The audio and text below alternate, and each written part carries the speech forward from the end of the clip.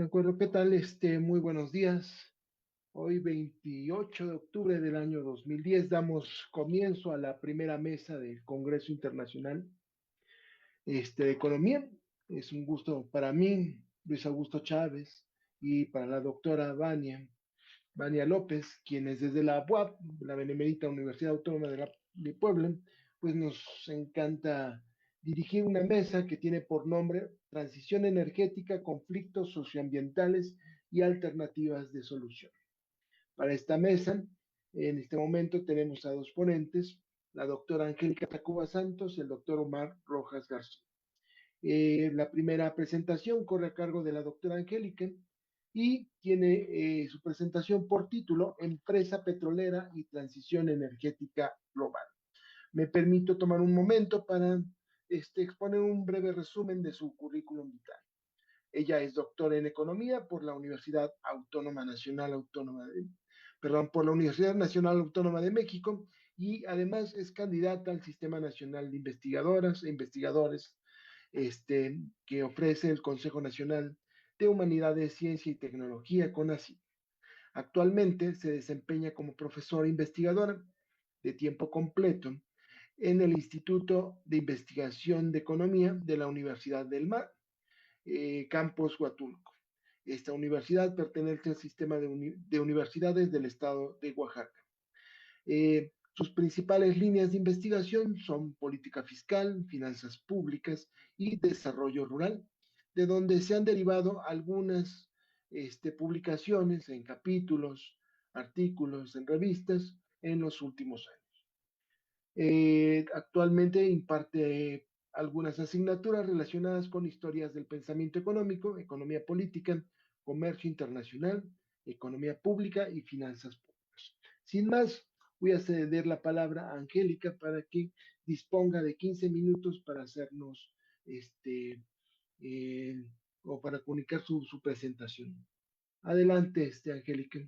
Buenos días, muchas gracias, doctor Augusto, y un placer de nuevo coincidir con todos ustedes en esta importante mesa, profesor maestro Rosas, doctora Vania, doctor Eduardo, Omar Rojas, Alicia, mucho gusto en conocerlos y en coincidir con ustedes y también obviamente pues bienvenido al público en general que nos acompaña.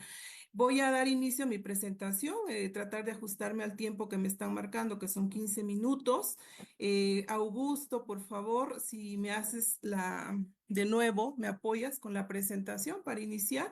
Yo presenté un trabajo muy breve que tiene que ver con la empresa petrolera. Es un tema que yo he venido trabajando desde hace algunos años y justamente pues creo que viene ad hoc con este Congreso Internacional de Economía, puesto que se habla de transición energética y muchos nos preguntamos pues qué va a hacer o qué va a pasar con la empresa petrolera. Bueno, pues el trabajo que presenté justamente tiene que ver con eso, lo dividí en dos apartados nada más, en tres apartados, bueno, en cuatro apartados, incluyendo la introducción y la conclusión. Y los dos grandes apartados pues tienen que ver con la actualidad de la empresa petrolera, tanto pública como privada, y también qué le espera a a la empresa petrolera según los avances de investigación que yo tengo al respecto. Adelante, Augusto. Vean, yo creo que todos sabemos, ¿verdad? A estas alturas de estos tiempos, que el petróleo es un recurso estratégico. Yo creo que la mayoría de los que estamos presentes en este Congreso nunca no hemos tenido la oportunidad de ver el petróleo como tal. Solo sabemos que es un líquido negro por ahí, pero bueno, es un recurso estratégico porque él depende el movimiento de la industria a nivel global, la sobrevivencia del mismo sistema capitalista, la producción de las mercancías, que es la parte nodal de este sistema, tal cual lo estudiaba. Por eso Carlos Marx inicia el estudio del capitalismo precisamente con esta parte fundamental, que es la mercancía. ¿Qué es lo que explica el capitalismo? Lo ha explicado a lo largo de la historia por la existencia de mercancías. Y las mercancías solo son posibles, ¿sí? Produciéndolas a partir de una fuente de energía muy particular en estos tiempos que es el petróleo. Entonces, vean, tan estratégico es que en los años 70 fines de los 60 y principios de los 70, el presidente de Estados Unidos en ese entonces mencionaba que era un recurso tan estratégico que incluso estaba dando paso a guerras coloniales o a guerras por el control de ese recurso equivalente a las guerras coloniales del siglo XIX. Y no es para menos, muchas de las intervenciones militares que hemos tenido a lo largo de la historia, específicamente después de la Segunda Guerra Mundial, cuando Estados Unidos asume el liderazgo global, pues tienen que ver con el control de este recurso, con el petróleo. Sí, entonces las grandes potencias económicas, no solo Estados Unidos hoy en día, sino otras, porque muchos de los analistas geopolíticos coinciden en que estamos pasando de un mundo unipolar, donde era Estados Unidos el que controlaba, a otro multipolar o cuando menos tripolar, donde ya están presentes o muy presentes Rusia y China. Estas potencias siempre pues van a gestionar los recursos de manera que mejor convengan a sus intereses. De ahí que muchos, por eso también analistas geopolíticos mencionen que es muy simplista ubicar al petróleo, válgase la redundancia, como una simple mercancía circulando por ahí. No se puede porque es un recurso tan estratégico que debería de verse desde muchas perspectivas y no solo desde la tradicional oferta y demanda en el mercado internacional que nosotros como economistas conocemos, ¿sí? Tiene un componente geoestratégico, geopolítico, financiero y especulativo que las grandes potencias lo van a utilizar a su favor. Y luego, bueno, en los países emergentes, como en el caso de México, a partir de las ideologías políticas de izquierda, muy tendientes al nacionalismo, al soberanismo, bueno, pues el petróleo empieza a verse también como un recurso de seguridad nacional. Para Estados Unidos siempre lo fue. Richard Nixon en los 60, 70, que tenía como consejero o secretario de Estado y secretario de Seguridad Nacional a Henry Kissinger, bueno, desde ese entonces veía el petróleo como un asunto de seguridad nacional. Yo creo que en México recién, ¿no? Cuando debió siempre serlo, desde los 70 también. En fin, adelante, Augusto. Y bueno, primer apartado del texto del artículo que presenté, situación actual de la empresa petrolera. Primero decir que la empresa petrolera en el mercado internacional conviven empresas petroleras tanto estatales como privadas. De las estatales, muchas o varias, la mayoría pertenece a Medio Oriente, por ejemplo, ADNOC, National Iranian Oil Company, que pertenece a Irán, PetroChina, Rosneft, Rusia, Gazprom, Rusia, estas todas, bueno, Pemex, que pertenece a México, son empresas de propiedad estatal. Y respecto a la propiedad estatal, pues habría que decir que en términos teóricos prevalece ese debate de qué tan eficiente puede llegar a ser la empresa estatal, porque recordemos que con el boom de la ideología neoliberal y del mercado, pues uno de los principales agentes que se llevó a la horca, por así decirlo, pues fue la empresa estatal, justamente por ineficiente, según la ideología del mercado. Pero en el caso de la empresa petrolera, las cosas funcionan de diferente manera. La empresa petrolera estatal no es ineficiente, tanto pues que ha permanecido en el mercado. Hasta hoy en día ha sido exitoso y sus modelos de negocio, de integración de la cadena productiva, del manejo de sus recursos humanos, pues son similares a los de las empresas privadas como Shell, Británica, Chevron, ExxonMobil y British Petroleum, que incluso en algunos estudios pues se plantea que por ejemplo, en el caso de Pemex, en algún momento se han hecho estudios donde los rendimientos que alcanza son mayores a estas empresas privadas que yo les acabo de mencionar. Entonces, no es eso de la ineficiencia de la empresa estatal para el caso del petróleo funciona de forma diferente, porque propiedad estatal no necesariamente significa ineficiencia ni ineficacia en el caso de la empresa petrolera, y eso hay que tenerlo bien presente. ¿Cuándo nos damos cuenta de esto? Bueno, cuando nos metemos a estudiar de forma detallada y profundizar en el modelo de negocios de cada una de estas empresas. Entonces, pues ahí está nuestra respuesta, ¿no? Adelante.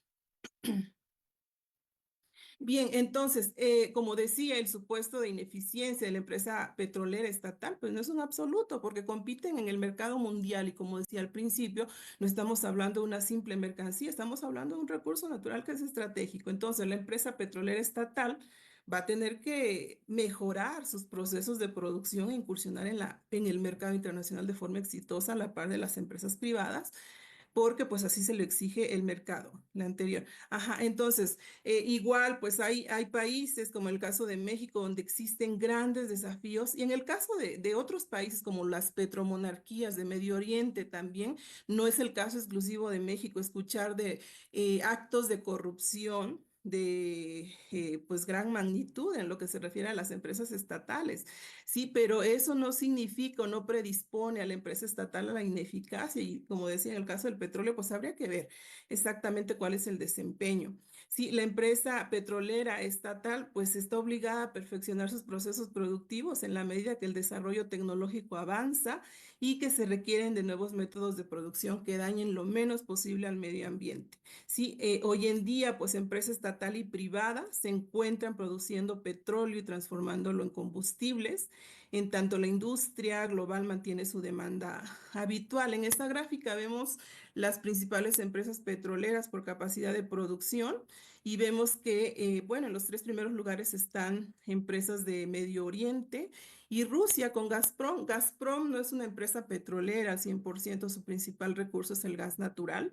Ustedes recuerdan que con esto de la invasión de Rusia a Ucrania se hablaba mucho del gasoducto Nord Stream 2, ujú, que es precisamente un infraestructura para proveer de casi el 50% más de gas a Europa. Entonces ahí está en el cuarto lugar ExxonMobil, que es una empresa privada, luego sigue otra empresa estatal que es Rosneft, rusa, está Petrochina, luego le sigue una empresa privada, British Petroleum, igual Shell, y en el noveno lugar tenemos a Petróleos Mexicanos con 3.6 millones de barriles diarios como capacidad de producción. No son los que está produciendo hoy en día, de hecho su producción ha bajado, pero digamos que ese es el potencial y de esa forma, ese es el criterio por el que están ordenadas las empresas. Luego le sigue Kuwait Petroleum Corporation, que es estatal, Chevron privada, ADNOC igual estatal y al último incorporé a Petrobras, que es una empresa mixta.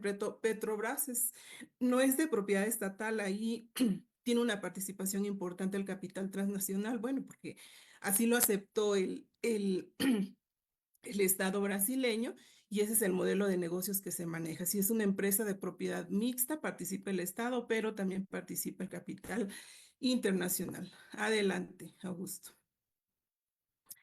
Entonces, a ver, ¿qué futuro le espera a la empresa petrolera? Primero, pues había que reconocer, ¿verdad?, que estamos en un mundo tripolar donde Estados Unidos, China y Rusia dominan la economía mundial, las finanzas mundiales y, bueno, el petróleo, al ser estratégico, seguirá manejándose de esa manera geoestratégicamente también y nadie podría garantizar, yo creo que la transición energética global sea de todo pacífica aunque, bueno, dentro de la diplomacia internacional, pues prevalezca un discurso de esa naturaleza muy tendiente a la paz, pero sabemos que los hechos dicen otra cosa.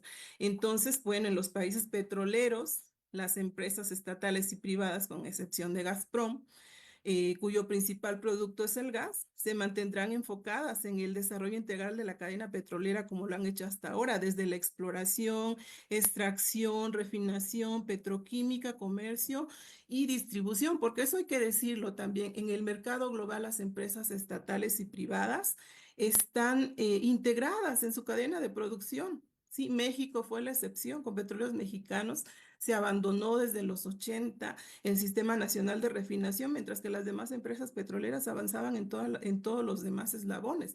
Entonces se espera, bueno, en el caso de México, como decía también que a partir del gobierno de Andrés Manuel López Obrador, por esta visión soberanista que tiene y de proyectar al petróleo como un asunto de seguridad nacional y de digamos que de las políticas prioritarias dentro de su gobierno, pues espera que la cadena petrolera se vuelva a integrar y prueba de ello es que a partir del 2019 se destinó un recurso importante para reactivar el renglón de refinación.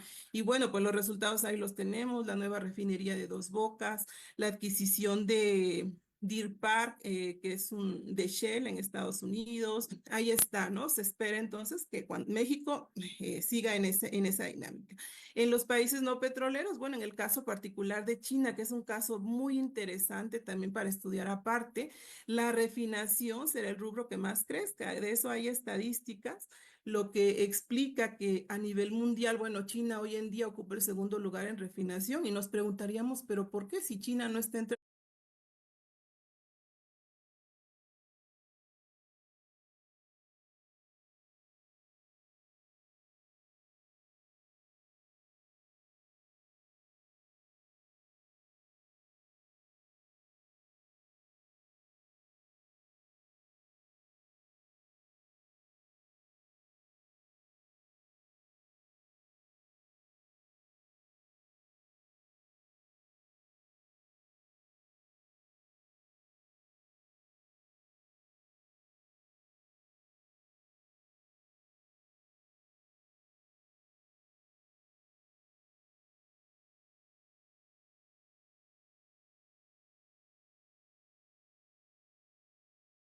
los países que tienen reservas petroleras significativas, pero fíjense que está refinando petróleo porque, bueno, muchos califican a China como la maquinaria del mundo, necesita de petróleo para funcionar. No tiene reservas de petróleo, pero está invirtiendo en refinación y el recurso natural como tal lo satisface con importaciones.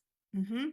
Luego, justamente en el ámbito de refinación, para el 2025, para el siguiente año, ¿verdad? Se espera que entren en operación más de 80 refinerías, la mayoría en Medio Oriente y Asia. Entonces, miren ustedes, qué interesante.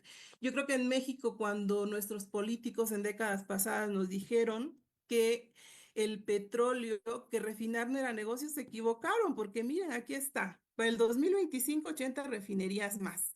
Si no fuera negocio, no se estuviera invirtiendo en este renglón, pero a veces pesa más la parte ideológica en la hechura de políticas, ¿no? En el caso de México se abandonó nuestro sistema nacional de refinación y lo mantuvieron operando a menos o casi el 20% de capacidad. Algunos dicen que a menos del 40, otros dicen que a menos del 20%. Entonces ahí está la situación.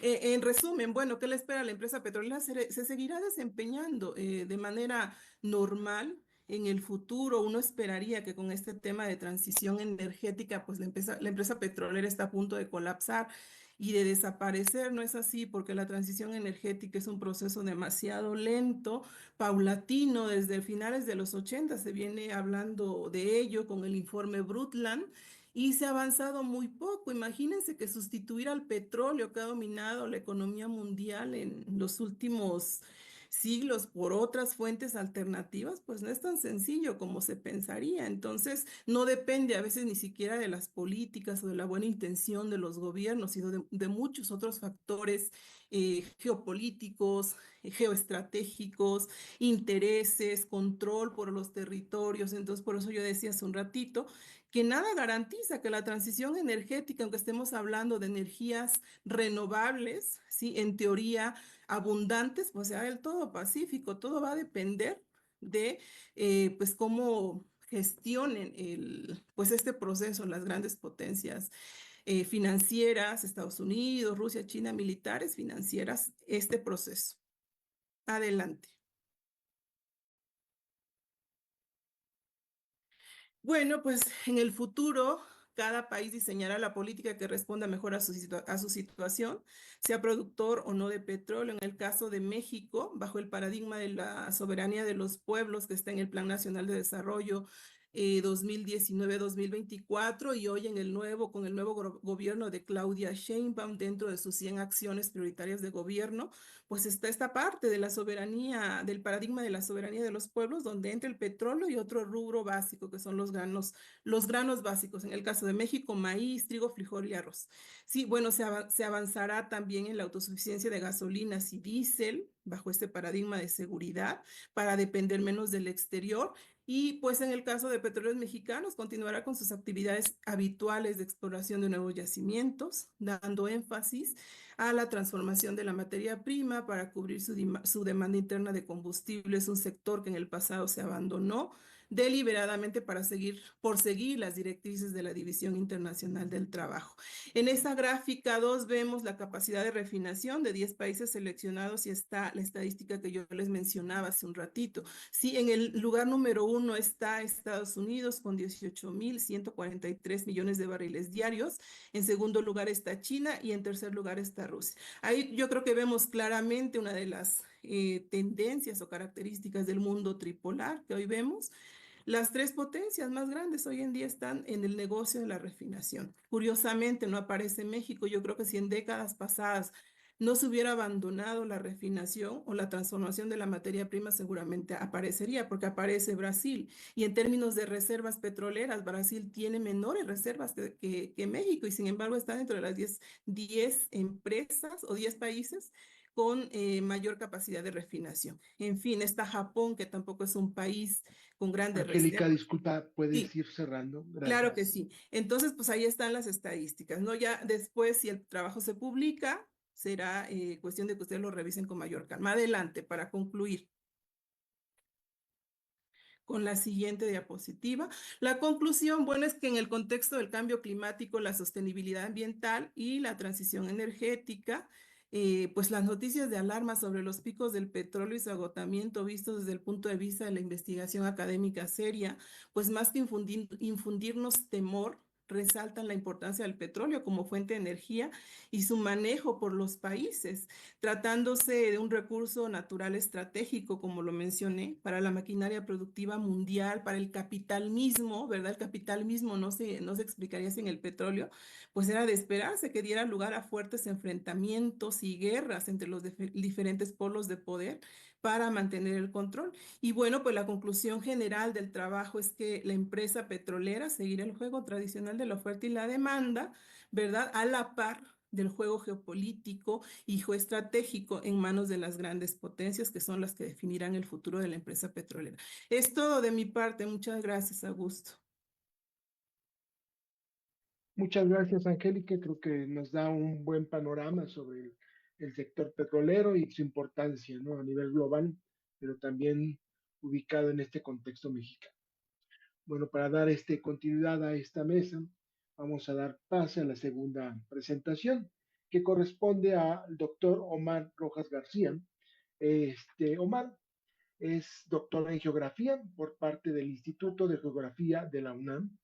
Es también miembro del Sistema Nacional de Investigadoras e Investigadores de México y actualmente está realizando una segunda estancia postdoctoral en la Facultad de Estudios Superiores de Aragón. Su tema para el día de hoy es conflictos socioambientales asociados a la transición energética. Omar, dispones de 15 minutos para tu exposición. Muchas Adelante. gracias. Y si me pudiera hacer el favor de presentar las diapositivas, muchas gracias.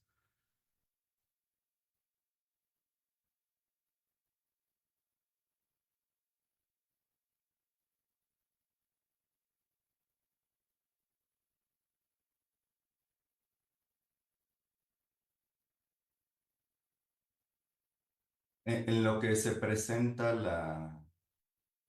la pantalla, justamente lo que se observa es una de las líneas temáticas que llevo, que son los conflictos socioambientales asociados a la transición energética. Sí, la siguiente, por favor, muchas gracias. Muy bien. Bueno, esa es la portada, muchas gracias. Algo que se maneja en el ámbito internacional es precisamente la lucha contra el cambio climático. De hecho, el antecedente que tenemos es que en el 2015 la Conferencia de las Partes en París se dio un primer acuerdo para que no llegáramos a un número determinado de grados, 2 grados centígrados, en el aumento de la temperatura. Algo que se sabe es que pues este número pues no tiene necesariamente una lógica, sino simplemente era para tener una línea base y no llegar a cierto límite, porque también sabemos que aunque sea unos pequeños grados de temperatura, pues afectan no solo ecosistemas, a seres vivos, sino también tiene un impacto en la sociedad y en la economía. Muchas gracias. La que sigue. Entonces, lo que sí es cierto es que se tiene medido que a partir de la revolución industrial ha ido incrementando la temperatura, y esto es un proceso que no se va a detener porque hay una cantidad de gases de efecto invernadero de diferentes áreas de la economía o diferentes actividades económicas que, aunque hoy se dejara de emitir una sola partícula de CO2, de metano, de óxido nitroso, ya están en el ambiente y van a seguir calentando. Y, y eso en un escenario donde se deja de producir, pero la actividad industrial no ha decrecido, sino al contrario sigue creciendo. La que sigue, por favor. Entonces, ante este antecedente, eh, es cierto que la prioridad, al menos en el discurso, eso lo voy a decir varias veces, voy a redundar en ello, aunque en el discurso hay una transición energética hacia tecnologías de lo que les pueden conocer como limpias o renovables, poco se discute respecto a la nueva estructuración energética de un mundo multipolar que bien se utiliza en esta mesa, ese término, un mundo multipolar, porque como lo mencionó la doctora Angélica Tacuba, quien me antecede, pues la gran potencia ya no es Estados Unidos, sino ahora Rusia, China, Brasil, que están en este proceso. Ahorita les voy a presentar una imagen. Bueno, la que sigue, por favor. La siguiente imagen. Muchas gracias.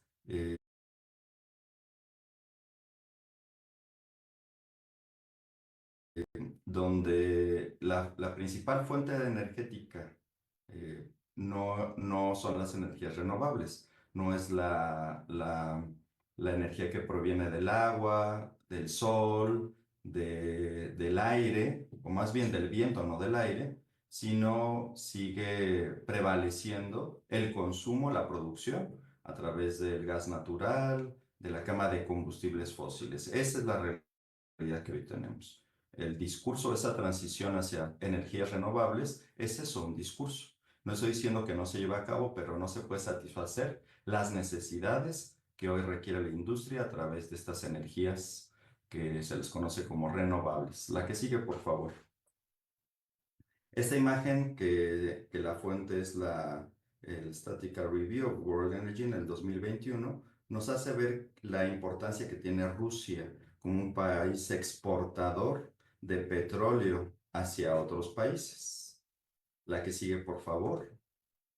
El gas, de igual manera. Recordemos que hubo una crisis de gas en Europa justamente porque Rusia cortó un suministro. Entonces hay grandes fuentes de gas, de yacimientos de gas y de petróleo en Rusia, y muchos países, incluyendo India, China, Corea del Sur, Japón, dependen de las importaciones hacia Rusia, o de las exportaciones de Rusia hacia estos países. No de otras energías, sino de petróleo y de gas. La que sigue, por favor. Ahí está una imagen del ranking de los principales consumidores de petróleo. Estados Unidos es un consumidor de petróleo, China es consumidor de petróleo, India, también México. México consume petróleo, Canadá, Alemania, Irán, Singapur. La que sigue, por favor.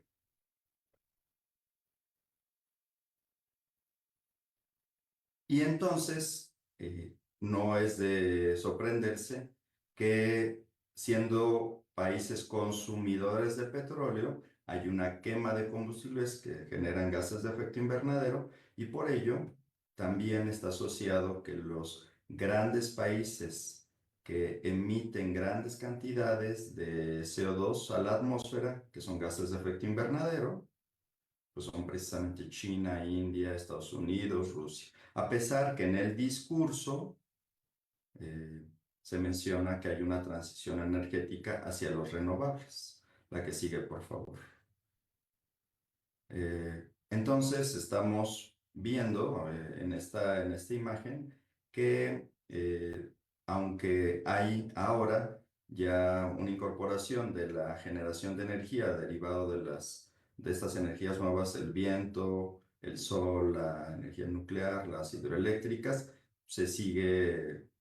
seguimos dependiendo de los combustibles fósiles. La que sigue, por favor. Sí, la que sigue. Gracias. Entonces, el objetivo del trabajo o de esta ponencia, con base en las líneas de investigación que yo llevo es analizar el estado actual de desarrollo de la energía eólica en México. Me voy a centrar en esta energía porque, bueno, he escrito sobre estos temas y la forma en que las empresas transnacionales han generado conflictos socioambientales en la región del Istmo. Pues al establecer sus parques en zona de alto valor cultural y espiritual, amenazan los usos y costumbres de sus habitantes, cambiando el paisaje y la dinámica territorial que era otra antes de su instalación. La que sigue, por favor. Bueno, un elemento que considero que es necesario dejar claro es un término que se conoce como capacidad instalada. En breves palabras, la capacidad instalada es la capacidad que tiene una central eléctrica y no importa si funciona con petróleo, si su fuente es el viento, si su fuente es el agua, si su fuente es el magma, si su fuente es los bioenergéticos. La capacidad instalada es la capacidad que tiene una central eléctrica para generar electricidad. Esta capacidad, recordemos que debe haber una transformación de la fuente energética a electricidad. Entonces, en el caso de la generación eléctrica, esta es la cantidad de energía que produce una central durante un periodo de tiempo determinado. La que sigue, por favor. Esta gráfica que la podemos ver en la CENER, pues nos habla que la generación en México por tecnología, pues sigue llevándose a través de la quema de combustibles. La eoloeléctrica, aunque ha tenido un crecimiento, pues solo tiene una capacidad de 6.3%. El ciclo combinado 57, la carboeléctrica 2.7, la fotovoltaica es un 6.2%. O sea, seguimos dependiendo de la quema de combustibles hoy. La que sigue, por favor. Y no solo la generación, sino también el consumo, porque como México es un gran consumidor de energía, y esa energía no proviene, o sea, el consumo de esa energía no proviene ni del viento, ni de la hidroeléctrica, ni de la solar, sino hoy seguimos dependiendo de fuentes de combustibles fósiles. Voy a aclarar, por supuesto que es bienvenido la idea de que hay una transición hacia nuevas energías, pero la realidad es que hoy tenemos una dependencia de fuentes que no son renovables. La que sigue, por favor. Eh, eh, con base en la Asociación Mexicana de Energía Eólica, en México hay estados con un potencial para generar energía eólica. Yo me voy a centrar en el caso oaxaqueño. La que sigue, por favor.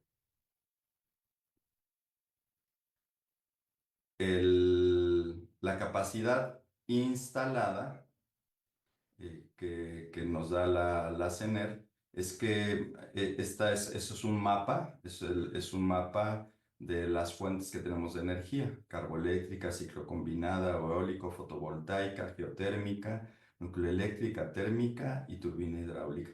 La que sigue, por favor. Estos son los parques eólicos que existen en Oaxaca hoy. Entonces, de los 30 parques eólicos que existen en Oaxaca, solamente 3 pertenecen a la Comisión Federal de Electricidad. Los otros son empresas privadas. No estoy diciendo que sea bueno o sea malo, simplemente estoy comentando que estos parques eólicos pertenecen a empresas privadas para la autogeneración. La que sigue, por favor. Justamente un estudio que que habla de la capacidad de México para generar energía eólica.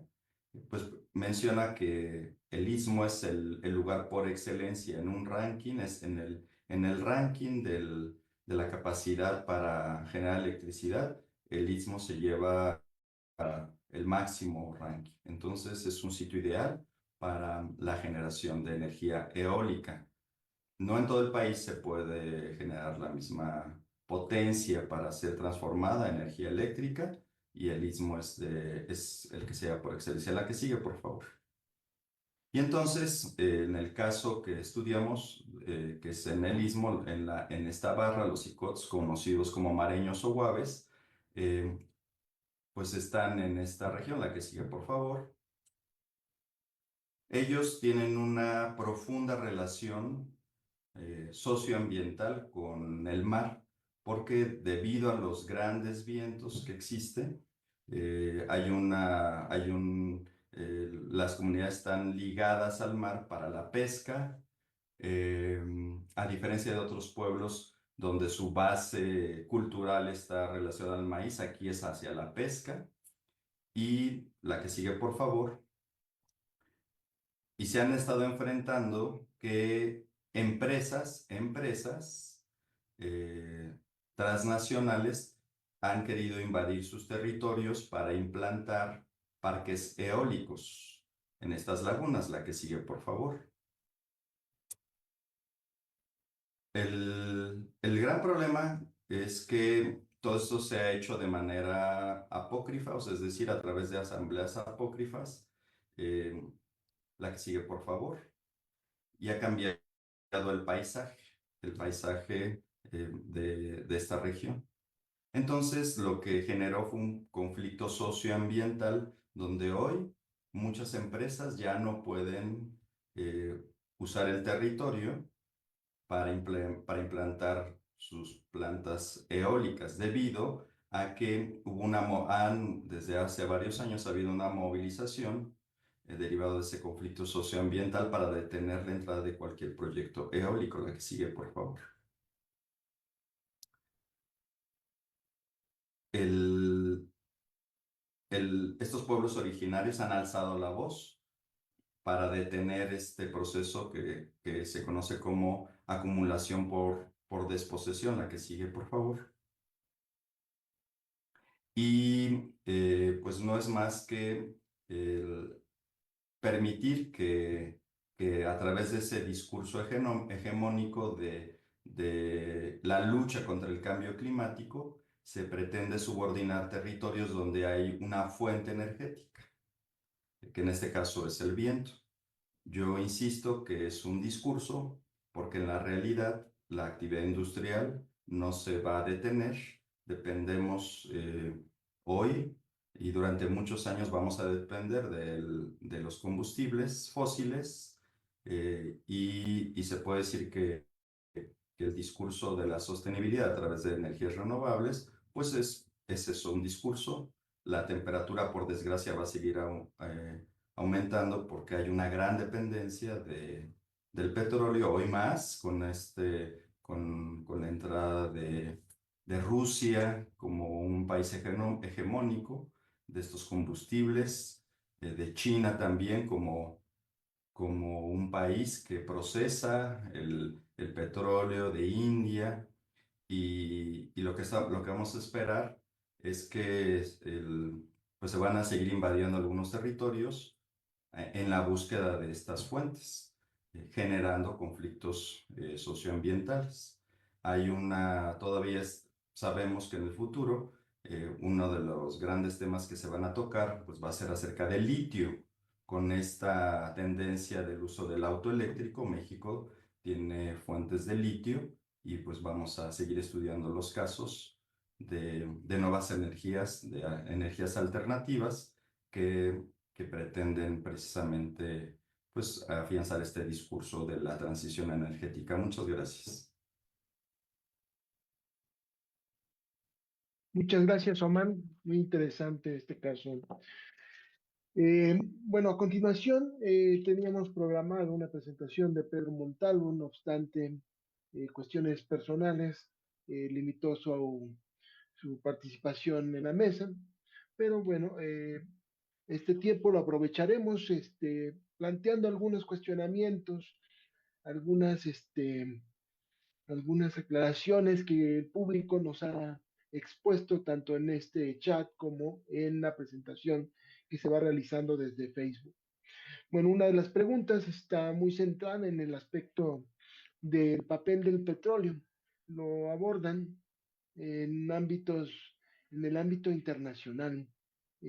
Quisiera leer todas las preguntas, pero de repente creo que se pueden ir combinando. En particular, la duda está en términos del petróleo. En este caso, en este juego geoestratégico a nivel internacional, donde Venezuela, Rusia, incluso México están jugando una dinámica muy importante. Entonces, bueno, las preguntas dirigidas a Angélica están en torno a si ella pudiera abordarnos un poco sobre la situación que pues yo creo que es una preocupación más hacia el futuro medio, largo plazo, en el cual qué dinámica ella percibe, ¿no? En México, Venezuela, a nivel global, yo creo que es una sensación interesante, ¿no? Y pues en lo que vamos leyendo otras preguntas del público, pues creo que podríamos comenzar con esta. Angélica, no sé si tú quisieras ir ahondando algunas preguntas que incluso Claro ya que has tenido la sí, oportunidad de Augusto, revisar. gracias. De hecho, me di a la tarea de responder algunas aquí por el chat porque pensé que ya no iba a dar tiempo con eso de que los tiempos son muy apresurados. Pero sí, mira, de las preguntas que hacen ahí yo destaco esta que hacen sobre la OPEP. ¿Qué papel juega la OPEP en la determinación del precio del petróleo a nivel internacional? Bueno, pues un papel demasiado importante, tanto pues si solo consideramos que la OPEP controla el 40% de la producción mundial de petróleo, pues ya estamos hablando de una gran capacidad de control sobre la evolución del precio del petróleo a partir de la restricción de la oferta del combustible, ¿no? Y bueno, pues también decir que la OPEP, la mayoría de las reservas probadas a nivel mundial precisamente están controladas por la OPEP y no es un dato menor, 80% de las reservas mundiales de petróleo están controladas por la OPEP y todas las empresas que pertenecen a la OPEP son de propiedad estatal. Entonces, por ahí también es un tema en el que habría ahondar, pero doy respuesta a esa pregunta diciendo que la OPEP es determinante en la evolución del precio a nivel internacional. Obviamente, la OPEP nace en los 70 como contrapeso precisamente a lo que en ese entonces se llamaban las siete hermanas, que era la unión de las empresas privadas en ese entonces, BP, Shell, Chevron, ExxonMobil, surge precisamente como contrapeso a eso y creo que ha jugado un muy buen papel. En el caso de Venezuela, pues pertenece a la OPEP también.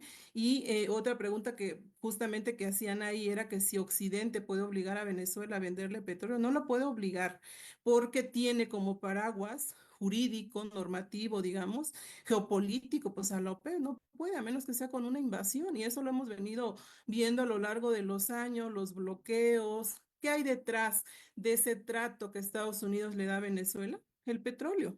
El petróleo. Entonces, pues por ahí va la respuesta. En el caso de México también preguntaban que cuál es el caso, cuál es la situación de petróleos mexicanos respecto a otras empresas petroleras con participación estatal o pública.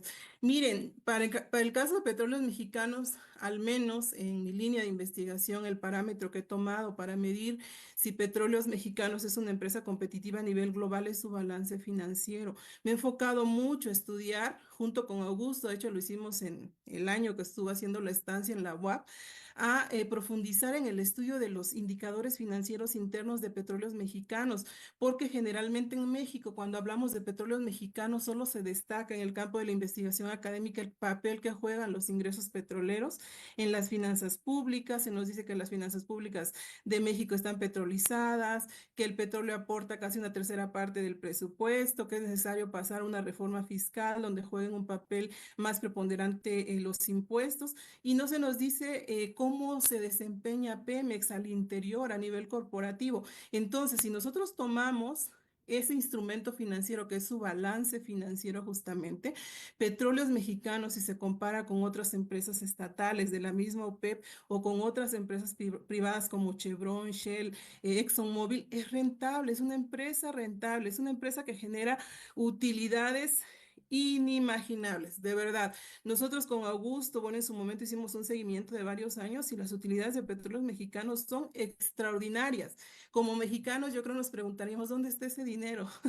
¿Dónde se va ese dinero por los ingresos del petróleo? Sí, son tantos, pero bueno, Petróleos Mexicanos es rentable y mucho más rentable que otras empresas. Uno de los principales desafíos yo creo que hoy enfrenta tiene que ver con la integración de la cadena petrolera. La infraestructura está ahí para exploración, hace falta desarrollar tecnología como lo ha hecho Petrobras para el caso de aguas profundas. Ustedes se recuerdan que la reforma energética de Peña Nieto en el 2014 justamente abrió a Petróleos Mexicanos a la inversión privada nacional y transnacional precisamente con este argumento de que México no cuenta con tecnología de punta para perforar más allá de los 100 metros de profundidad.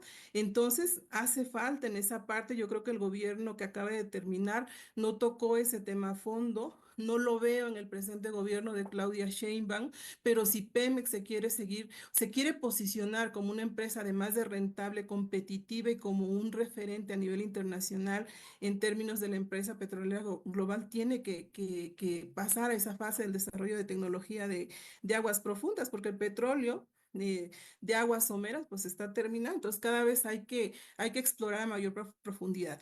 Y luego la otra pues será reactivar al 100% el Sistema Nacional de Refinación, que hoy por hoy pues tenemos 8 refinerías, de las 6 que eran, ya tenemos 8, junto con la de Dos Bocas que se acaba de construir, y la de Deer Park en Estados Unidos. ¿Por qué? Porque bueno, la demanda de combustibles de México alcanza en promedio 2 millones de combustibles diariamente. Imagínense, es el reto que tiene Petróleos Mexicanos bajo esta noción de soberanía nacional, de seguridad nacional, de satisfacer esa demanda para no depender del exterior y estar a merced de los vaivenes del mercado internacional del petróleo.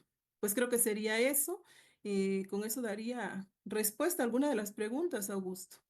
Claro, muchas gracias, Angélica. Yo tengo unas dudas aquí con Oman, si pudiera ir profundizar en los casos donde él ha identificado estos conflictos, en este caso derivado por la instalación de estas plantas eólicas, en el caso de Oaxaca.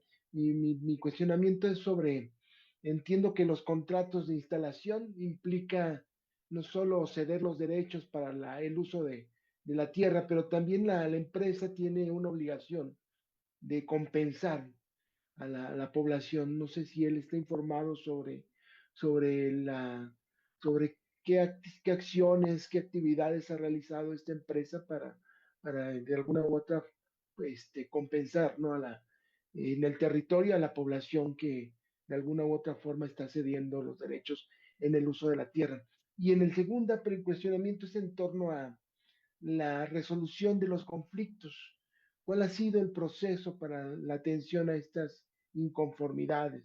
No sé si sean procesos judiciales o son ya, o está combinado con manifestaciones por parte de la población y no sé en dónde se está, o digamos, si pudiera profundizar en estos dos aspectos que me parecen muy relevantes. Este, Omar, no sé si. Sí, voy a hacer la... Cualquier empresa tiene que cumplir con un estudio de impacto ambiental y de impacto social. Eso cuando adquiere algún terreno, requiere la empresa obligatoriamente presentar un estudio ante la Semarnat de estudios de impacto ambiental, donde parte de los resultados es mencionar de qué forma va a compensar los impactos que genera la construcción, en este caso de un parque eólico. De hecho, también debe adquirir terrenos que son una especie de zona de amortiguamiento, donde no se pueden llevar a cabo actividades ya agrícolas, porque porque se compra. El problema de estos conflictos socioambientales, específicamente en esta barra, es que para que se le dé permiso a la empresa de poder entrar y hacer estos estudios de gran visión o de la factibilidad ambiental y económica y social para poder instaurar un parque eólico, esos proyectos requieren de la aprobación de una asamblea ejidal. Empezó el problema porque esos permisos fueron apócrifos. O sea, se llegaron a acuerdos con los antiguos presidentes municipales a quienes se les dio dinero para que ellos dieran la anuencia o a través de firmas falsas. Por eso son procesos apócrifos. Cuando las comunidades se enteran de ello, entonces dan una lucha legal y por fortuna la lucha legal pues ha tenido avances, tanto así que se han decretado ya el permiso, se han decretado la cancelación de los permisos de estas empresas para poder construir.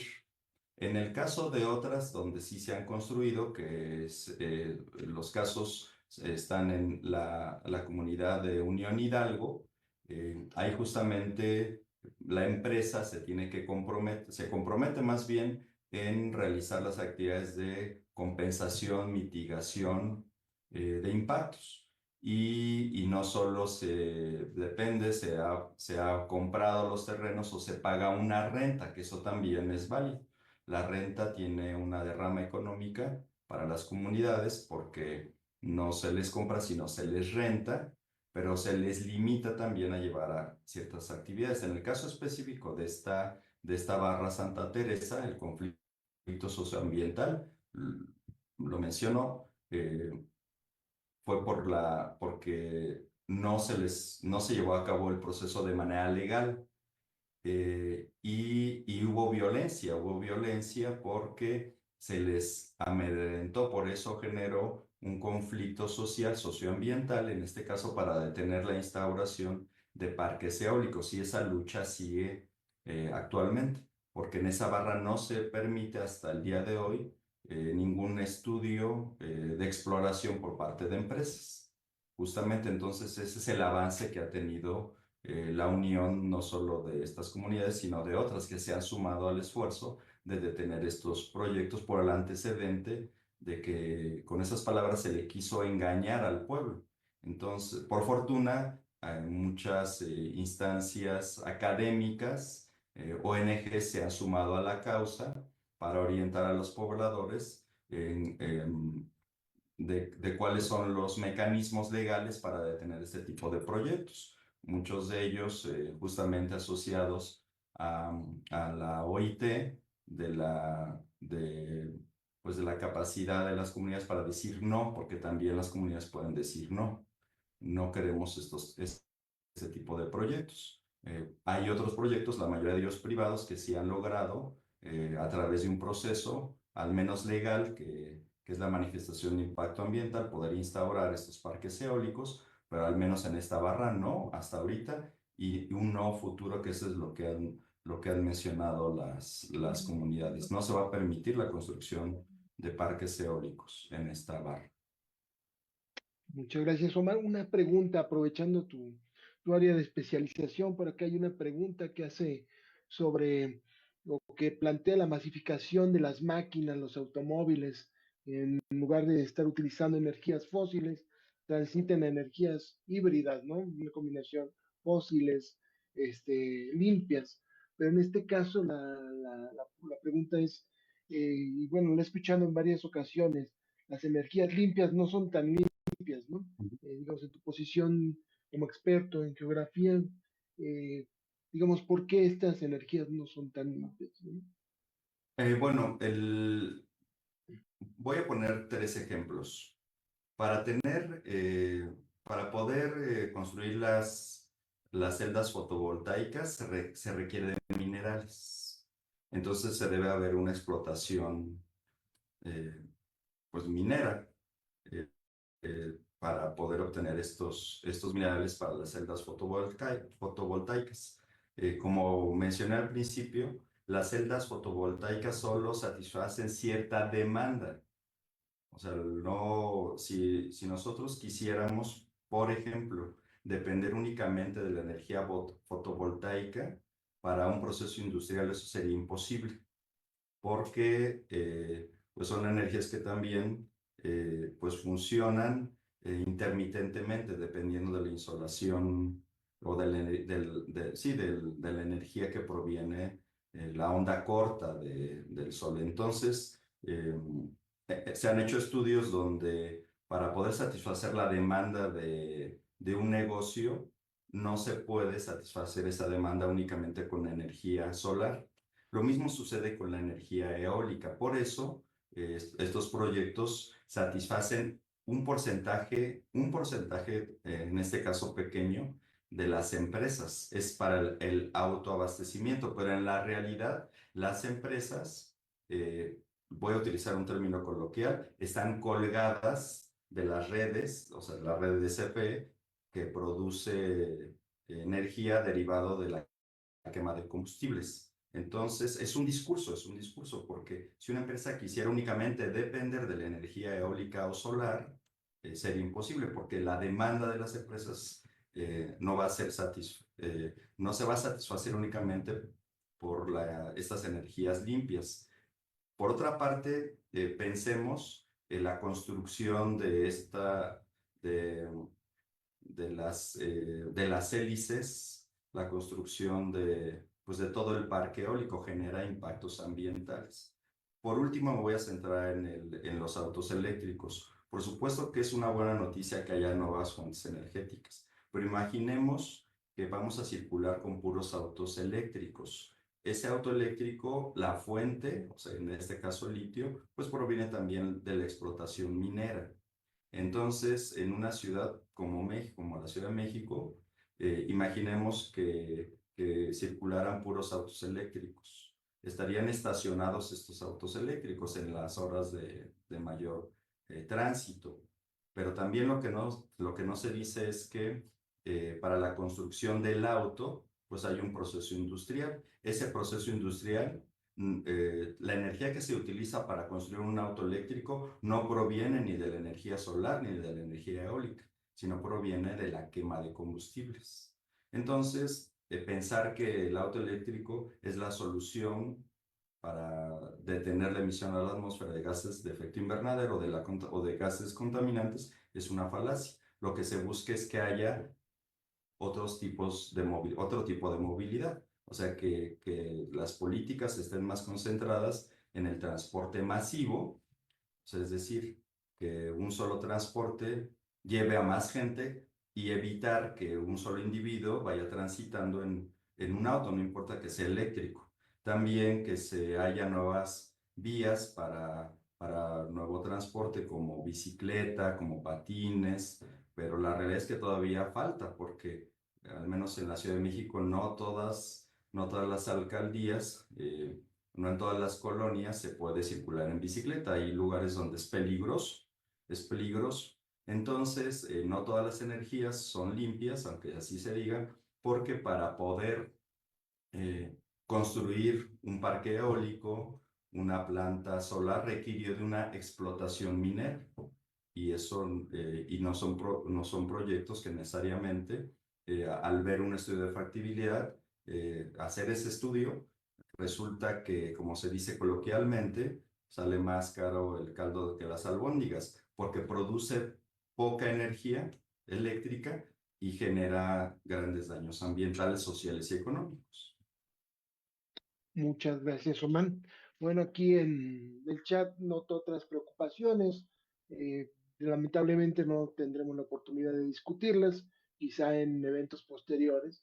Pero bueno, el aspecto del agua, la, digamos, la existencia de los propios recursos, ¿no? En México, del petróleo, qué tiempo tenemos para hacer ese proceso de transición, o realmente es conveniente hacerlo.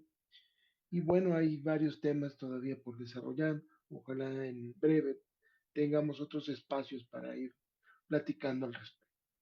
Bueno, ya por las limitaciones de tiempo, pues solo queda